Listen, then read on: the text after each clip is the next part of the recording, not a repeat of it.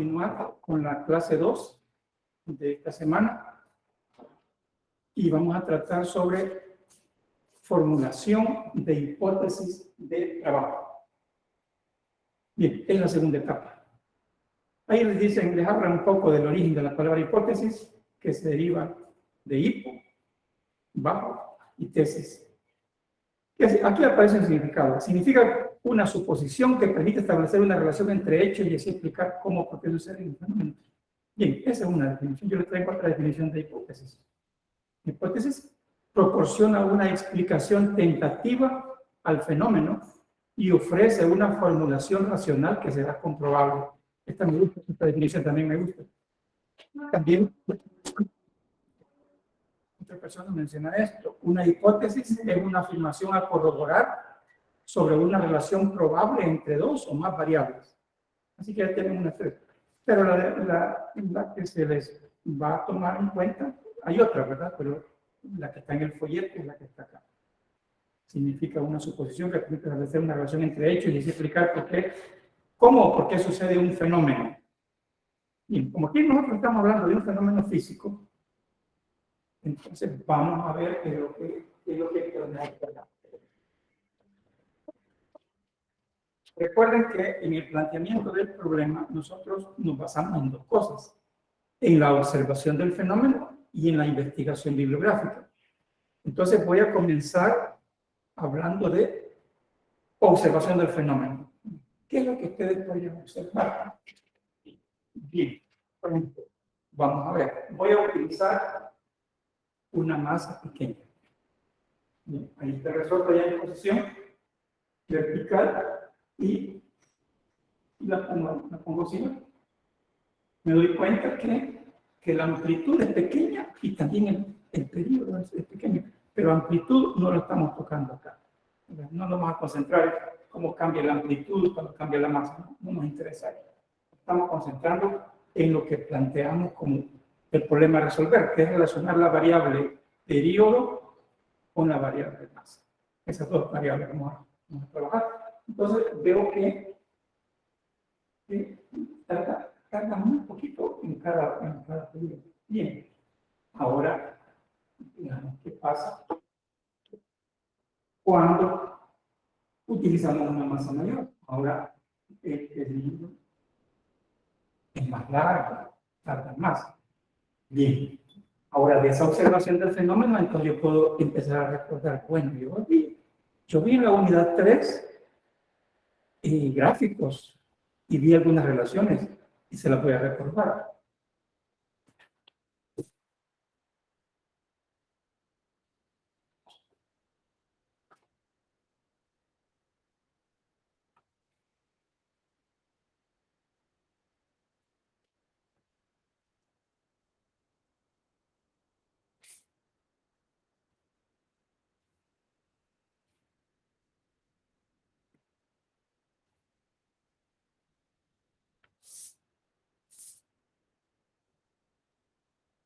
Y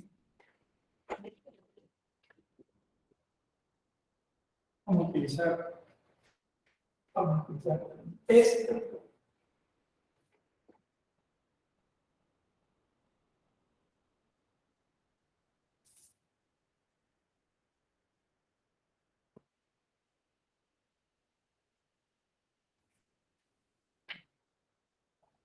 Siempre vamos a tener aquí la variable dependiente, variable independiente.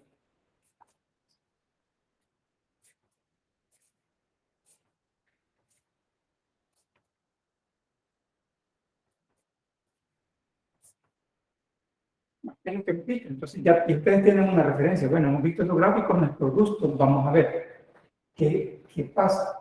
Si ustedes en la variable independiente, en el eje de las abscisas, ubican la masa, entonces dicen, bueno, cuando yo tengo una masa pequeña, el período es pequeño. Entonces, masa pequeña, periodo pequeño, ¿sí? Masa pequeña, periodo pequeño. Podrían dar masa pequeña y masa grande, periodo grande. Si aquí fuera periodo y masa. Masa pequeña, periodo pequeño, y masa grande, periodo grande. Pero hay un detalle. Hay un detalle de que si no hay masa, oscila sin masa. No, sí, perdón, ¿verdad? Bien, no pasa nada. Solamente es cuando hay una masa y yo la suelto desde cierta posición, desde la posición de equilibrio, desde la posición de descanso. Allí sí oscila, pero debe haber masa. Eso me descarta cualquier gráfico que no parta del origen, porque si es cero masa, cero periodo. Entonces, cero masa, cero periodo. Esta queda descartada, porque para cero masa ya hay algo, ya habría algo, entonces esta no me sirve. No me sirve. ¿Entendieron por qué la estoy descartando? Miren, para cero masa ya había algo de periodo, entonces no. Ahora veamos con esta. La puedo descartar también para cero masa. Tiene un periodo grande y cuando aumenta la masa, el periodo disminuye. Es lo contrario de lo que estamos observando. Porque solo estoy basándome en observación del fenómeno. Les repito, masa pequeña, periodo grande. Masa grande, periodo pequeño. Y es al revés. El fenómeno me dice, no, masa pequeña, periodo pequeño. Y masa grande, periodo grande. Pero también me da esa operación. Cero masa, cero periodo. Debe pasar por el origen. Y esta ni pasa por el origen, y también contradice lo que estoy viendo, y esta tampoco pasa por el origen. Entonces, estas dos, ustedes recuerdan, estas son la exponencial creciente y la exponencial decreciente. O sea, que estas quedan descartadas simplemente por observación del fenómeno. Esta no me va a servir, esta no me va a servir, simplemente por observación del fenómeno. Ahora sí, vamos para acá. Pero esta, ¿pasa por el origen? Sí. Ya cumple, pasa por el origen. Esta pasa por el origen, sí. Ya cumple el requisito. Esta pasa por el origen, no. Igualmente, en el que dice masa pequeña, periodo grande. Masa grande, periodo pequeño. O sea que también descartada esta, también voy a descartar. Ahora, esta.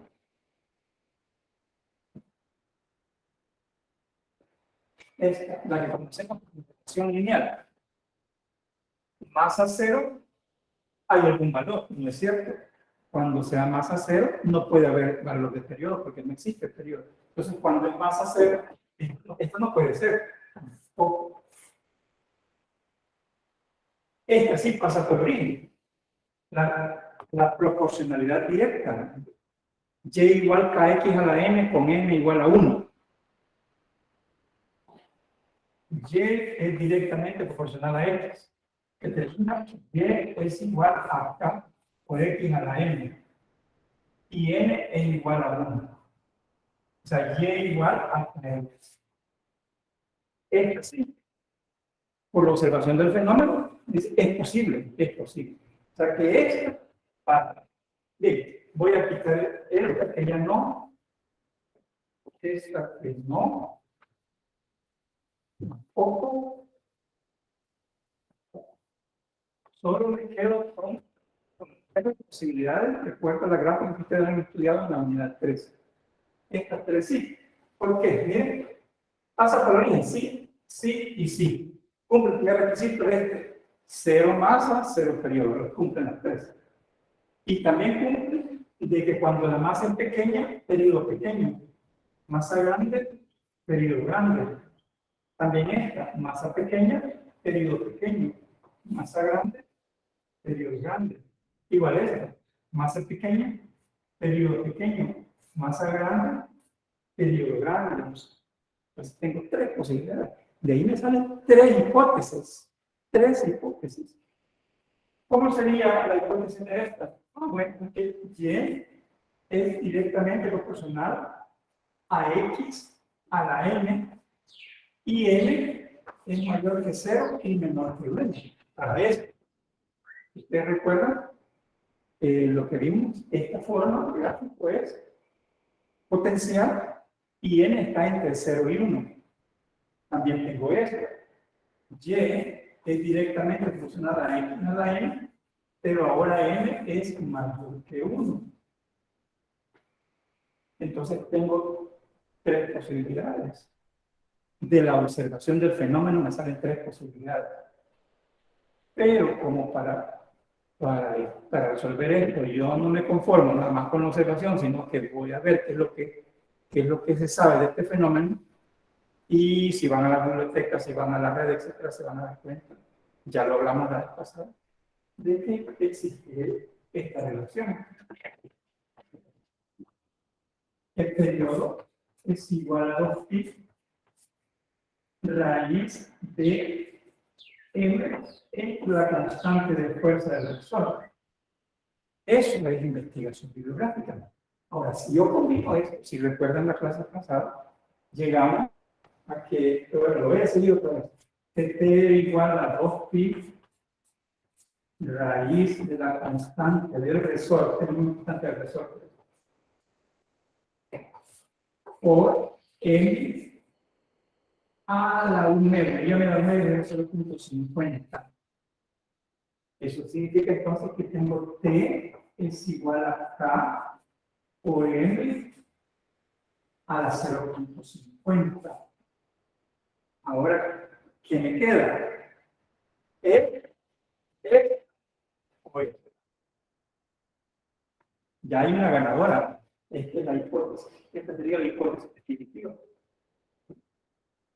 ¿Por qué? Porque pasó el otro colador, el colador de la investigación bibliográfica. El primer colador era la observación del fenómeno, y ahí descartamos varias, y quedaban 3 candidatas. Pero ahora con esto ya me dicen, no, es este. ¿Por qué? Porque me está diciendo que el periodo es directamente proporcional a la masa elevada en 0.50, que también se puede escribir así, a la raíz cuadrada de la masa. Así que, por cualquiera de las dos formas, lo podrían. El periodo es proporcional es directamente proporcional a la raíz cuadrada de la masa.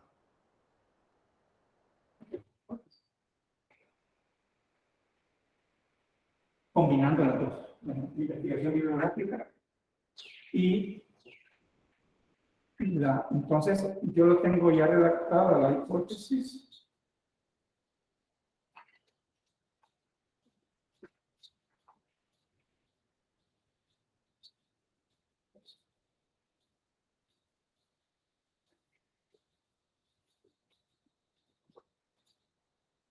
Siempre refiriéndonos en el sistema resorte, en el sistema masa-resorte, en dirección vertical, el periodo es directamente proporcional a la raíz cuadrada de la masa. Así lo podrían entrar, ¿verdad? Para el sistema masa-resorte en posición vertical, el periodo es directamente proporcional a la raíz cuadrada de la masa. Y en forma simbólica se dice.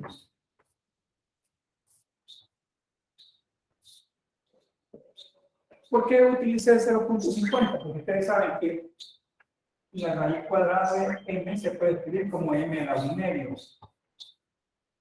Pero así no nos sirve, porque cuando nosotros estamos trabajando, vamos a hallar porcentaje de error, y eso trabaja con décimas, centésimas, todo. Así que es conveniente pasarlo a la forma de décimas y centésimas. Por eso se utiliza m a la 0.5 con una cifra significativa. El problema es que si yo dejo hasta la 0.5, como esto es una constante, ese yo le puedo poner el número de cifras significativas que a mí se me toca, porque es una constante, tiene n números.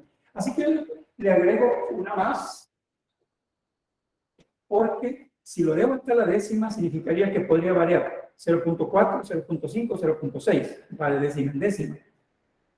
El problema es que de 0.4 a 0.5 hay 20% de error.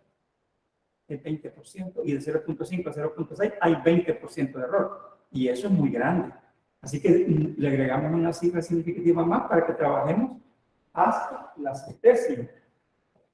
Hasta la centésima. Y una centésima sí es algo manejable para los datos que vamos a obtener acá.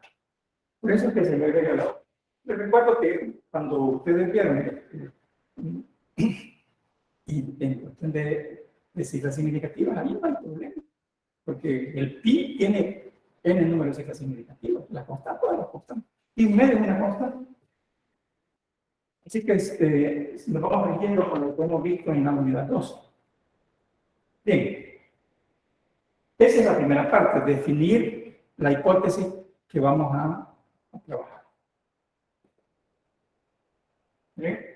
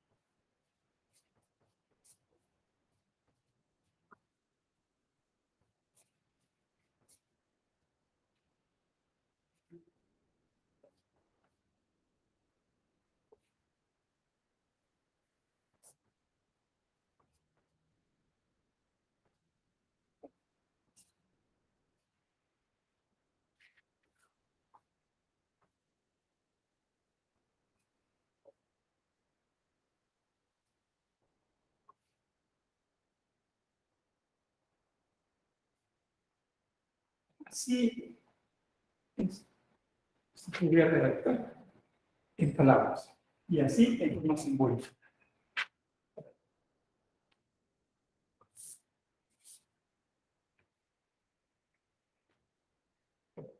Bien, pero si revisan el folleto, una vez que uno se ha basado en la observación del fenómeno consulta y ha definido la hipótesis, es necesario, dice, toda hipótesis debe ser analizada con el fin de deducir sus consecuencias, señalar las variables dependientes, las independientes y los parámetros constantes.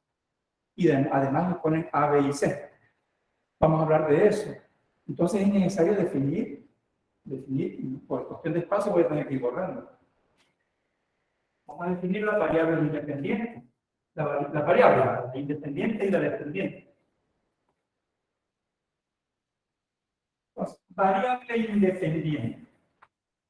¿Qué es lo que yo voy a estar cambiando? Yo no voy a estar cambiando el resorte. Va a ser el mismo resorte, porque ahí hablamos de que la constante de fuerza del resorte es para un resorte específico, o sea que no estoy cambiando el resorte. ¿Qué voy a estar cambiando? La masa. Yo voy a estar viendo qué pasa cuando yo estoy alterando ese valor de la masa. Entonces la variable independiente es la masa. Y la variable dependiente, el periodo. Para la especie M minúscula y aquí T mayúscula. Ahí ya queda claro. Aclarándoles algo más también, que en problemas de otra índole y más complicados pueden haber más de dos variables. No pretendemos meternos en problemas que lleven a variables. Entonces, como estamos aquí con la intención de que ustedes aprendan, se inicien en la aplicación del método científico experimental, no necesitamos utilizar demasiadas variables, solamente una independiente y una dependiente, solo esas dos. Aunque podrían aparecer un montón más en la ruta. Cuando ya ustedes tengan experiencia, van a dar cuenta cuántas variables más intervienen en esto. Por eso es que cuando uno hace el experimento hay que tratar de que no intervengan otras variables inesperadas. Por ejemplo, que se desvíe algo, o que en el plano inclinado, les mencionaba la otra, que si en el plano inclinado ustedes tienen un plano inclinado así, que la regla no está recta, sino que está este cuerpo trabajando por acá. Con solo que yo esté utilizando un plano inclinado que no sea recto, entonces yo estoy cambiando el ángulo. ¿Por qué? Porque la tangente aquí es así, después es así, después aquí. Entonces Entonces está cambiando el ángulo y yo no quiero cambiar el ángulo, yo solamente quiero estar cambiando la distancia. Y después mira el tiempo, que sería la consecuencia de lo que depende. Pero a veces uno no se fija y puede aparecer otra variable que nos está afectando el desarrollo del experimento. Así que hay que tener mucho cuidado en eso. Bien, ya definimos aquí dice la variable dependiente o independiente, y luego los parámetros constantes. ¿Qué se mantiene constante en este caso? ¿Qué se mantiene constante? Bueno, yo mantengo constante el resorte, la constante de fuerza de resorte, que sería el resorte. Ya les dije la vez pasada que la constante viene siendo como una identidad de determinado resorte. Ese resorte tiene esa constante y así se va a comportar. Entonces, yo he tomado como parámetros constantes la constante de fuerza de resorte y hoy justamente estamos discutiendo otro fenómeno. Imagínense que no tenemos cuidado y esto empieza a oscilar así, por ejemplo. Empieza a oscilar por un lado para el otro. Eso ya le estoy también agregando algo. Entonces, no, yo también le pongo parámetros constantes que se debe mover en línea recta vertical. Si no sucede esto, indica que le estoy agregando errores a las mediciones que yo hago. Así que debo procurar que este fenómeno, debo hacer el diseño del experimento y hacer todas las pruebas necesarias para que este cuerpo se esté moviendo en línea recta vertical. Así que no quiero que haga esto. Entonces también se lo agregamos. Dirección de la oscilación constante. Y también, ustedes saben eso, de que dependiendo de la posición geográfica, podría ser de que entonces asumo también de que la aceleración de caída libre es constante. Una posición geográfica definida. Podría intervenir también. Parecen otros parámetros constantes y, por ejemplo, que influyen a veces en los experimentos, dependiendo de la naturaleza del experimento, pueden intervenir, por ejemplo, la humedad del aire, etc. Dependiendo de la naturaleza del experimento, hay que tomar en cuenta algunos factores. Luego de los parámetros constantes, ahí dice el proyecto también que interesan tres cosas: A, B y C. Por cierto, yo no sé si en el folleto que yo tengo, el C, A les aparece como título, B como título, pero el C les aparece con mayúscula pegado al otro, pero no es título también. La precisión requerida de los resultados debe estar como título. Así que si les apareció pegado en el párrafo anterior, no va ahí, sino que es otro título, igual que estos dos. ¿Bien? Estos dos, este título y este debe ser título aquí antes del siguiente párrafo.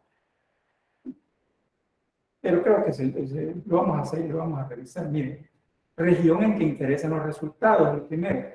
Bueno, aquí nos dicen que hay que diferenciar entre si vamos a trabajar a escala microscópica o a escala macroscópica. Bueno, microscópica ya se entiende que estamos hablando de gente que trabaja en nanotecnología, etc. No es el caso. Nosotros estamos trabajando en escala macroscópica. Y como escala macroscópica vamos a utilizar masas, ¿no? A simple vista la vemos, no como microscopio para ver esto, y se puede medir, todo es macroscópico.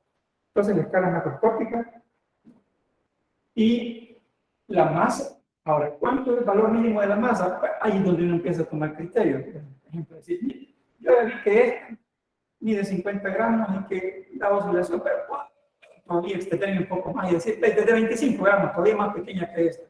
Yo podría comenzar como el límite inferior, 25 gramos, y así lo hice. Lo definí.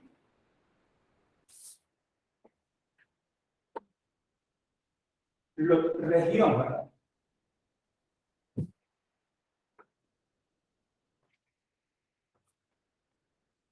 Región en que interesan los resultados.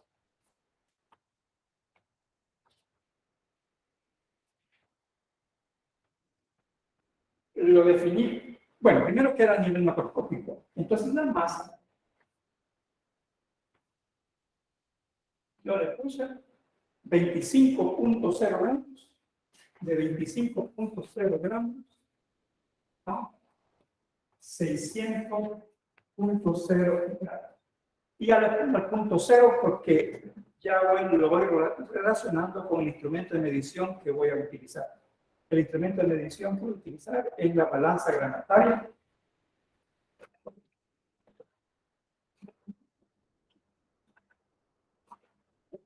Si ustedes nunca la han usado, pueden buscar balanza granataria en YouTube y cómo se utiliza. Esta es la balanza granataria y este trabajo, digo, su precisión es décimas de gramo. Entonces, por eso estoy utilizando esa precisión. Hasta de 25.0 gramos a 600.0 gramos. Pues el mínimo les expliqué por qué. Porque ya vi que esto y que ya valores menores a 25 gramos ya sería, son periodos muy pequeñitos que es difícil medir. Así que siendo un poco práctico de 25 gramos para arriba. Aunque le he aumentado porque el mínimo sería que tenemos acá, desde 50. Perfectamente buscar una masa de menos gramos. Y más, ¿por qué no más de 600? Porque cuando esta tiene 500 gramos, cuando es 600 gramos se deforma demasiado. Más de 600 gramos se deformaría demasiado. Y se correría el riesgo de que dañemos el resorte, que pasemos la capacidad que tiene de recuperarse y entonces termina deformado permanentemente. Así que yo no quiero dañar el resorte. Por eso le pongo un cierto entonces, cualquier experimento que haga bastaría de trabajar entre 25 y 600 gramos y sería satisfactorio. También, el periodo. El periodo. Aquí sí, yo me doy cuenta, bueno, si hago mediciones, me doy cuenta que esto posiblemente, al hacer 600 gramos, posiblemente ande no más de unos dos segundos, un periodo. No lo voy a limitar, sino que eso ya sé que va a ser dependiendo, aquí lo podría preocupar, depende de la masa escogida. Así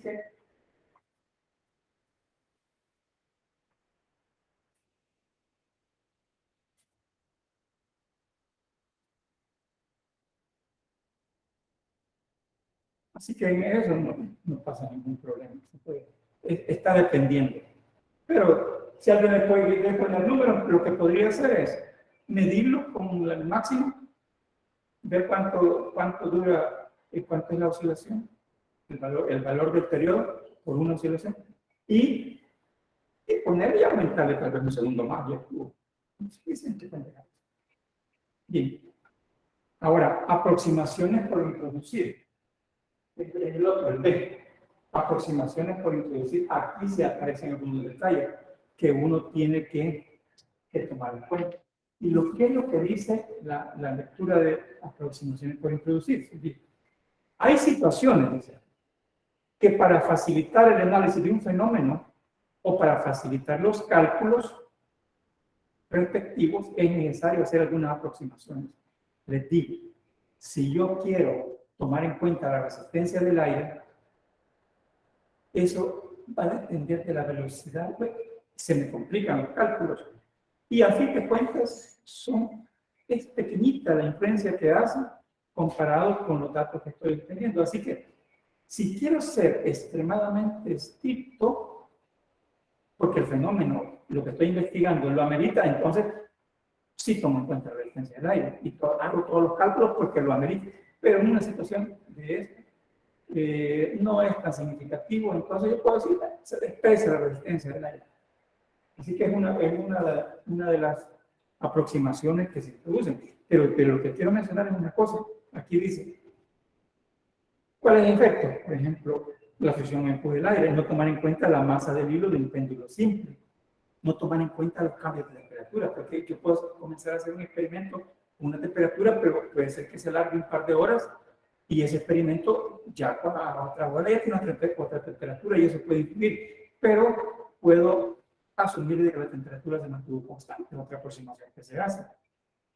En este caso también, otra aproximación si ustedes llevan este resorte y lo miden, es posible que tenga algunos 4 gramos, ¿no? Entonces tiene masa, no es despreciable, ¿verdad?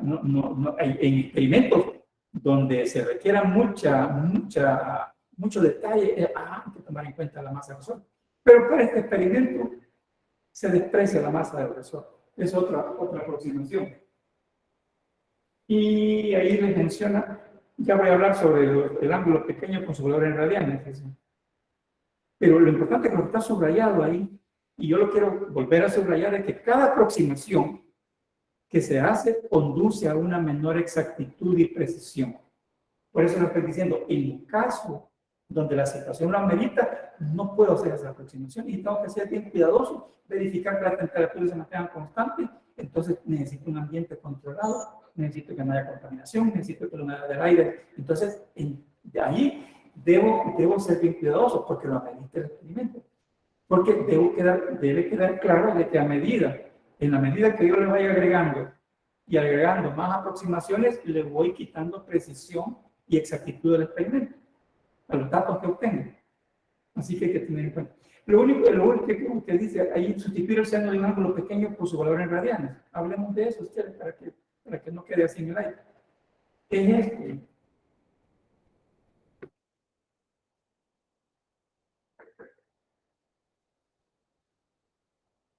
Ustedes tienen, sí, que tienen acá el centro del círculo.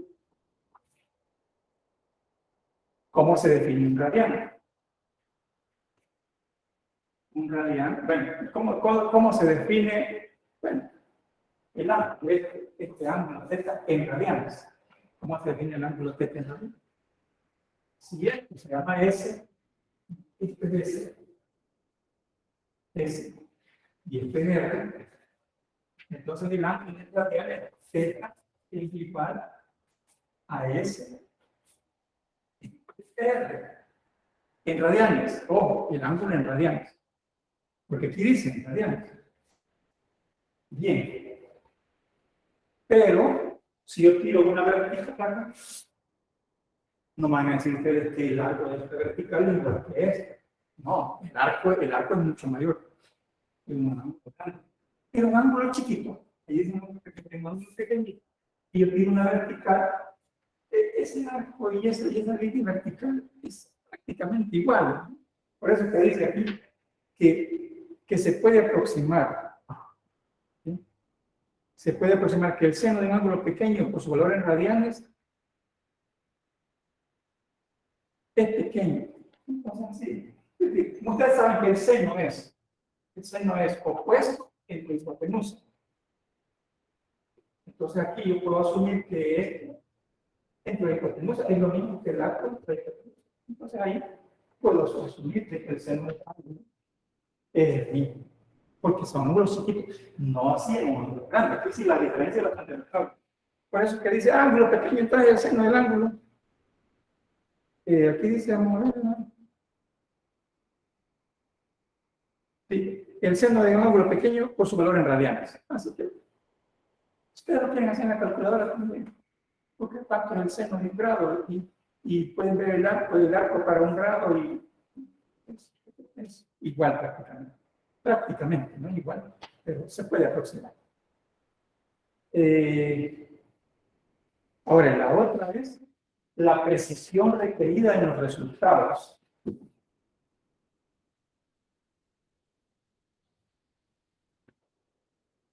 La precisión requerida en los resultados, es el que les dije, que debe estar como título ahí, no debe estar pegado a la otra parte.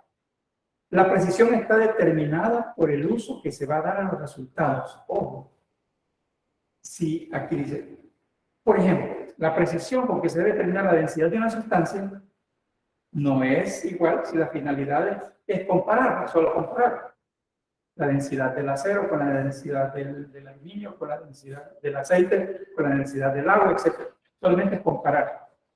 O, aquí viene ya algo de mucha precisión, o de obtener a partir de esta el volumen o masa de sus átomos o moléculas.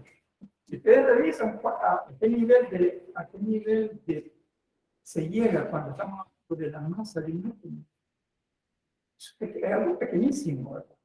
Entonces ahí no puede utilizarse poca precisión, debe ser la mayor precisión por la naturaleza de la investigación que estamos haciendo.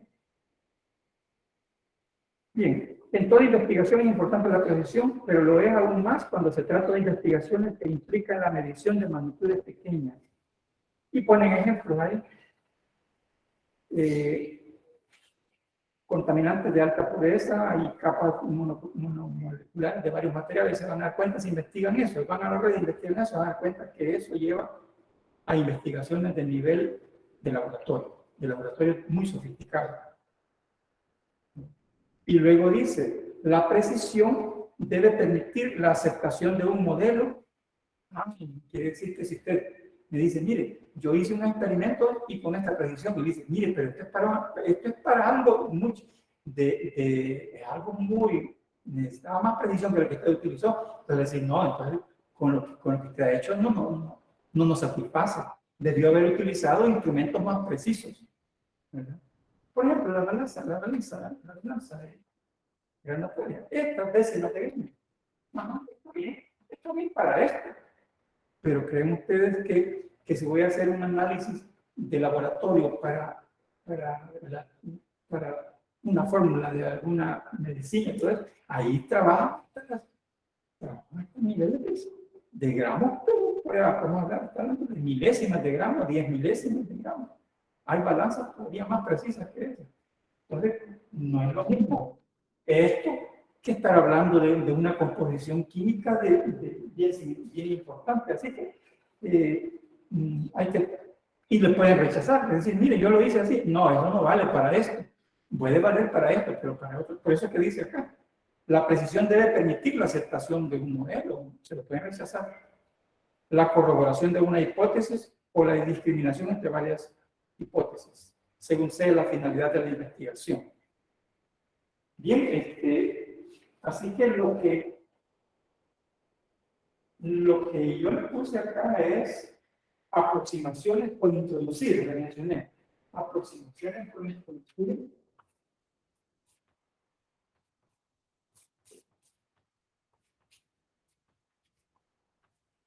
Para eso utilicé 3.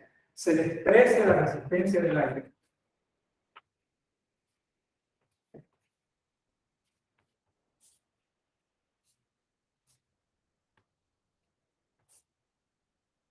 Se desprecia la masa del resorte.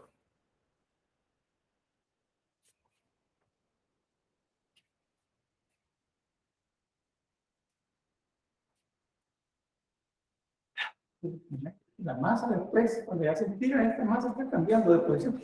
O sea que es bien complicado si toma en cuenta la masa del resorte y la resistencia del aire. Así que por eso se desprecia. Y también desprecia el cambio de temperatura.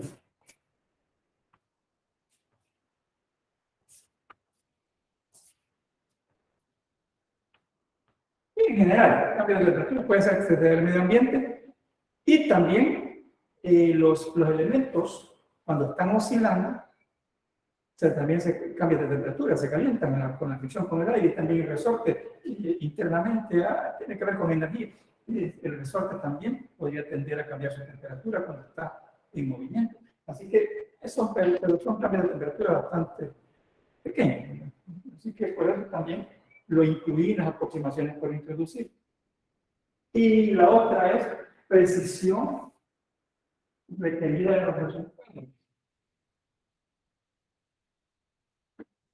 La precisión requerida en los resultados.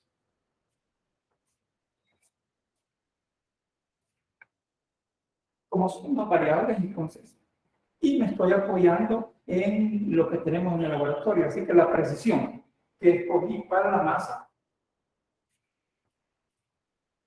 décimas de gramo.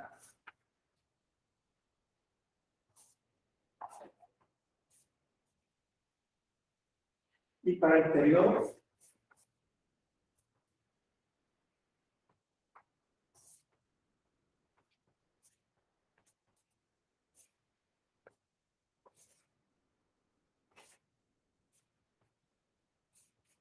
centésimas de segundo.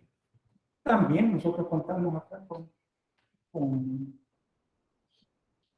Cronómetros que tienen centésimas de segundo, y si ustedes lo quisieran hacer en su casa, tienen algún resorte y pueden empezar a medir con varias masas, pueden utilizar el celular.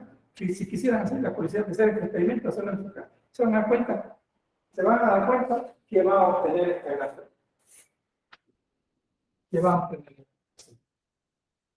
O sea, que este experimento que nosotros lo vamos a ir haciendo aquí, de etapa por etapa, y después de esta, la otra semana, vienen otros docentes a explicar la siguiente etapa, y decir, miren, ustedes lo pueden ir haciendo en su casa también. Pues vean, bien sencillo, pueden buscar un resorte y pueden tienen su celular, busquen con qué medir la masa.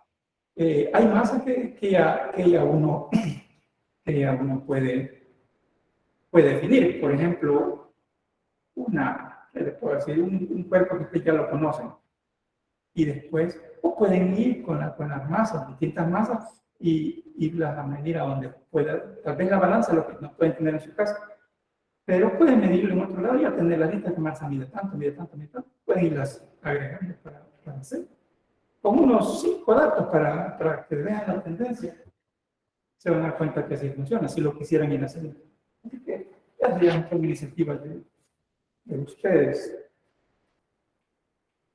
Bien. No sé si de lo que he expuesto tuvieran ustedes algún comentario, porque creo que aquí ya nosotros ya recorrimos lo que toca las hipótesis, ¿verdad? Pero antes que nada, antes que se me olvide, quiero mencionar esto. Miren.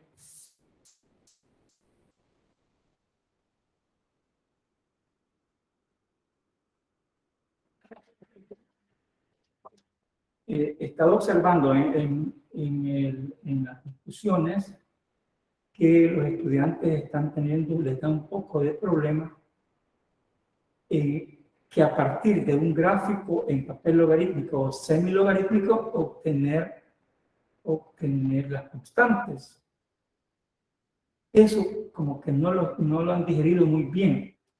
Y algunos de los problemas que usualmente ocurren es que no pierdan de vista que las funciones potenciales se van a graficar en papel logarítmico, ambos ejes. Entonces, vamos a ver. Puede ser un papel que tenga 2 ciclos por 2 ciclos.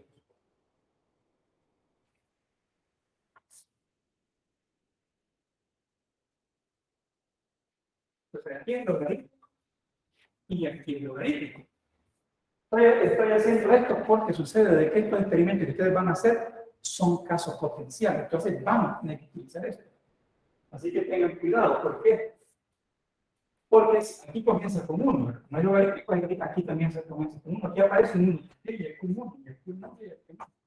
Entonces, hay un montón de 1 que es. No, es que eso está la opción. Usted le va a colocar el valor de acuerdo a las tablas de datos. Por ejemplo, si ustedes dicen X, Y, si comienza, imagínense que usted comienza con 0.2 acá,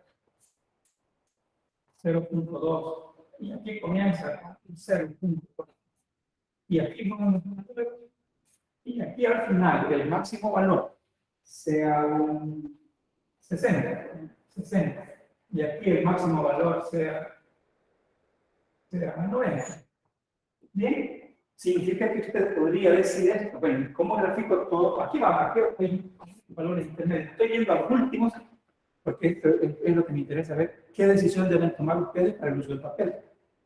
Entonces, si esto comienza en 0.2, el de X, significa que yo podría hacer esto. Bueno, en 1, pues yo puedo hacerlo 0.1.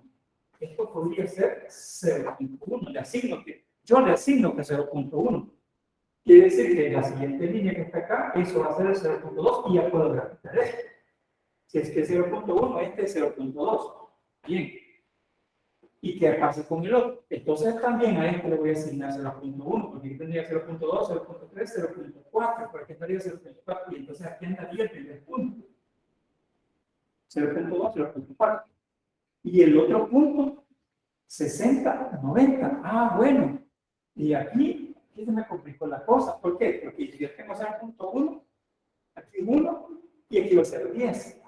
Porque una vez que yo defino esto, queda definido lo siguiente. Si esto es 0.1, este es 1 y este es 10. Pero llegué a 60. Ahí se me complicó la cosa. Yo necesito otro ciclo más para que lleguemos a 100. O sea, necesito otro ciclo para llegar a 100. Porque entonces sí, cabe a 60, que sería el último valor. Igual para el otro. Yo hay que agregar otro ciclo para acá. Bien, eso sería el caso donde pasamos de valores bastante distanciados, de unas décimas a enteros llegando a 100. Pero ¿qué tal si esto no hubiera sido así? Si esto hubiera sido, ustedes llegan aquí a 7, por ejemplo, y esto hubiera sido 9, no hay problema. Entonces el 7 está por aquí. Y el 9, como este es 1 y este es 10, entonces el 9 estaría por aquí. Pues aquí y el trazo. Bien, lo que quiero remarcar acá y que no se nos olvide es que si ustedes van a hacer eso,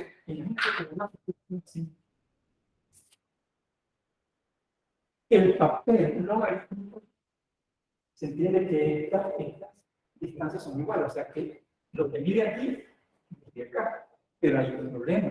A veces, por distintas razones, entre ellas cuando sacan fotocopias, cuando se en la impresora, lo que sea, a veces aquí puede medir un poco más de esto o al revés. O sea, no son iguales. O sea, que los ciclos en horizontal no son iguales que los ciclos en vertical y eso sí genera problemas. Porque aquí han visto ustedes en el folleto que ustedes lo que tienen que hacer es medir acá y medir acá. Pero eso le va a salir bien el valor de n, porque esto así lo está en el folleto, en este mayo, le va a salir bien el valor de n si este es igual a este. Pero si no, habría error. Así que deben procurar, cuando hagan su experimento, de que tengan un papel de buena calidad para que esto sea igual que esto y esto funcione. Si no, no funciona. Ahí hallarían el valor de n, porque n es nada más que a entre b. O sea que miren ustedes cuánto es esto y cuánto es esto. Son tantos milímetros entre tantos milímetros y hallan el valor de n, gráficamente. Pero ahora viene el otro problema. ¿Dónde hay K? Y K lo voy a hallar. Ahí en el folleto les dice cuando en valor de 10 a la 0. ¿Y qué era así 10 a la 0? ¿Qué es 10 a la 0? Es 1. Es 1, 10 a la 0, 1. O sea que ustedes deben buscar. Si aquí es 0, 1, aquí es 1 y aquí es 0. Entonces, a donde venga 1, aquí van a leer el valor de K. Este es el valor de K. Pero donde vale 1. Y ese error lo cometen bastante, porque el estudiante lo que tiene una gráfica, entonces vienen a leer aquí, pero en este caso el ejemplo que puse, aquí es 0.1, allí no lo deben leer, lo deben leer donde valga 1, 1 y acá.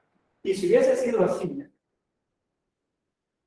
0.01, 0.1 y 1, lo voy a leer aquí. Lo voy a leer aquí. Este sería el valor. Porque aquí vale 1, en el folleto lo dice, pero nada más que allí dice donde vale 10 a la 0. Entonces digo, ¿qué tienen que hacer? 1. Busquen el 1. Pero ustedes, ¿quién asigna el 1? Ustedes. ¿Por qué lo asignaron? Porque así me lo sugería la tabla. Dependiendo de eso, ustedes designan valores, cuánto le asignan a cada ciclo. Así que hay que tener cuidado en eso. Y quería enfatizar porque lo van a aplicar y en esto justamente los tres fenómenos, los tres resultan potenciales y los tres van a tener que utilizar papel log-log. Así que no vayan a cometer ese error a la hora de trabajar en papel logaritmo. Nada más esa sugerencia quería hacerles.